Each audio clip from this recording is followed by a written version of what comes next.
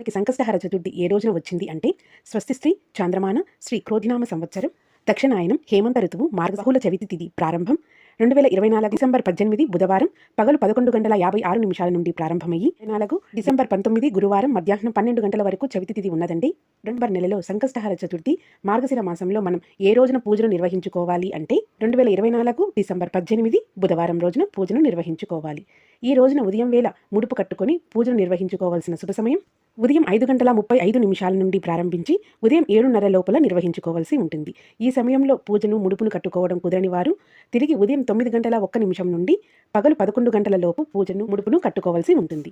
అలాగే సాయంత్రం వేళ పూజ చేసుకునే సమయం సాయంత్రం 4:33 నుండి సాయంత్రం 6:57 లోపు పూజని అకురాత మహాగణపతి అనే నామంతోటి పూజను నిర్వహించుకోవాల్సి ఉంటుంది. పీఠం పేరు దుర్గాపీఠం. ఈ రోజున వివిధ ప్రాంతాలలోని చంద్రోదయ సమయాలు. హైదరాబాద్ రాత్రి